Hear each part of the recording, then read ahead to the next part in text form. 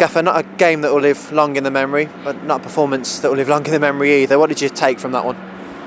Yeah, really disappointed and frustrated because, you know, when you look at the players are put out on the pitch and what we're asking them to do, and for 20-25 minutes I thought we were really good, caused Rotherham problems, and then for whatever reason completely take that foot off the pedal, and we get complacent, we get sloppy, and in the end probably should have lost the game. So pleased that we actually come away with a point, but that's nowhere near good enough. Yeah, it was a bright opening for 10-15 minutes. There were opportunities for us on the transition, but then it was wasteful again with that final pass. Yeah, and it's a lack of care. You're playing this game to score goals, so when you get an opportunity where you know you're in space and the weight of the pass or the decision making on what pass to make is costing us way too many times. So, but yeah, no, it's really disappointed and frustrated with today's performance. When you're the home side here and there's an expectancy from the crowd, you're against a side who are struggling. How important is it that we set the tempo and the intensity here today? Yeah, it is, and as I said, I thought we'd done that for 20 minutes, but then we allowed Rotherham to grow into the game, and obviously they were being a little bit more direct and picking up second balls, and then we just got sloppy. As I said, trying to play out from the back, getting sloppy with it, not taking care of your passes, giving them opportunities to score goals. We potentially could have had a player sent off for handball. So these are moments which we can't afford to put ourselves in these positions. So really disappointed, and that's a performance which tells me a lot about some players, on the consistency of the player, on the mindset of the player, and it's something we really need to address. Yeah, is that frustration in that teams aren't having to work hard to create chances? It's almost like we're gifting them chances at the moment. Yeah, and as I say, they've had 2 or 3 opportunities from us having comfortable possession. So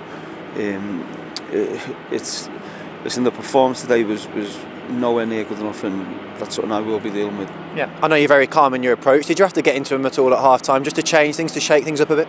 Yeah, I think at half time I said we have to play with more energy, more, and when you have a team who without the ball are sitting back, we have to move the ball with a quick tempo, and yeah, we can be patient and moving it side to side, but the tempo of the ball has to be high, and it wasn't. It allowed them to get back into the shape, and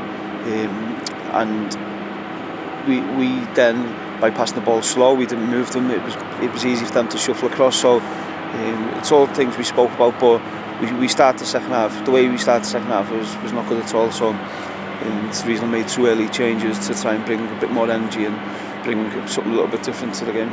Yeah. When you get bogged down in a game like that, like we saw this afternoon, do you just have to find a way of getting a result? Is it something that's got to come from players?